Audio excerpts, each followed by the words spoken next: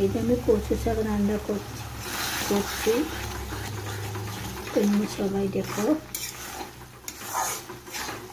এখানে আমি কালজিরা দিয়েছি, রসুন দিয়েছি, কাঁচা লঙ্কা দিয়েছি। এখন রান্না হয়নি, হয়ে যাবে।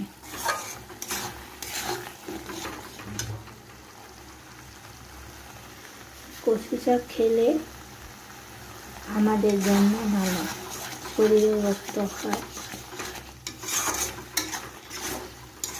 কচু শাকটা আমি সিদ্ধ করিনি গাইস, এমনি বসিয়ে দিচ্ছি।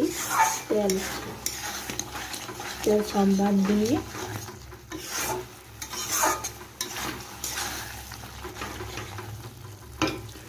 হয়তো আর 10 মিনিট লাগবে, তখন নামিয়ে দেব আমি। তোমরা যদি কেউ কচু শাক খেতে চাও আমাদের বাড়ি আসো, অশোকনগর।